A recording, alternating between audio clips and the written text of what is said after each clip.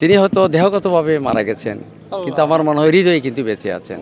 বাংলাদেশ না, বিশ্বের মধ্যে যারা জাতীয়তাবাদী শক্তি এবং নারী নেত্রীকে যারা ভালোবাসে না, জানাজাতে প্রমাণ হয়েছে বিশ্বের কত মানুষ তাকে ভালোবাসে। এই নেত্রীর প্রতি আমরা বাংলাদেশ জাতীয়তাবাদী ফার্মেসি অ্যাসোসিয়েশনের পক্ষ থেকে তারা আমাকে এনেছে, যেহেতু আমি জিয়ার আদর্শকে ধারণ করি, শহীদ জিয়া এবং বেগম খালেদা জিয়ার আদর্শকে ধারণ করি, আমাদের তারেক সাহেবের আদর্শকে ধারণ করি, আমাকে যেখানে আহ্বান করে আমি সেখানে যাই, কারণ এটা হচ্ছে আমার একটা নিয়ম বৈশিষ্ট্য। তো এই জন্য আজকে আমরা এসেছি, সকালে এসেছি তার প্রতি গভীর শ্রদ্ধা নিবেদন করার জন্য, শ্রদ্ধাঞ্জলি নিবেদন করার জন্যে। তাকে তো আমরা পাবো না, কিন্তু আমরা দোয়া চাই, আমরা সবাই তার জন্যে জান্নাতুল ফেরদৌস আমরা যাতে তার জন্য নসিব হয়, এটাই আমরা চাই, যে তিনি যেখানে যাবেন সেখানে আমার পরম শান্তি থাকতে পারবেন। তার জন্য সব পৃথিবী খোলা। আমার মনে হয় যে বেহেশতের দরজা তার জন্য, প্রত্যেকটা দরজা খোলা তার জন্য।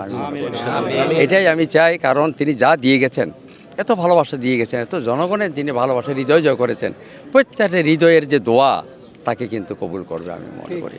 আজকে আমরা সেইভাবে এসেছি। আমিও, তিনি অসাম্প্রদায়িক ছিলেন, আমি অসাম্প্রদায়িক একজন শিক্ষক, ঢাকা বিশ্ব আপনারা দেখেছেন। মানবতার কথা বলি, অহিংসার কথা বলি। দেশের বর্তমান আগামী দিনে যে নির্বাচনটা হবে, আমার মনে হয় আমরা সকলেই যদি বেগম খালেদা জিয়াকে ভালোবাসি, জাতীয়তাবাদী শক্তিকে ভালোবাসি, শহীদ জিয়ার আদর্শকে যদি ভালোবাসি, এবং তারেক সাহেবকে যদি আমরা ভালোবাসি, বর্তমান চেয়ারম্যানের পদে অধিষ্ঠিত হয়েছেন, আমরা ওনাকে যদি ভালোবাসি, আমার মনে হয় আমাদের তো আর দেওয়ার কিছু নেই। আমরা একটা ভোট দিয়ে সকলেই একত্রিত হয়ে বিজয় ধানের শীষে যদি ভোট দিয়ে আমরা জয়ী হতে পারি, এটা হচ্ছে সবচেয়ে বড় সান্ত্বনা।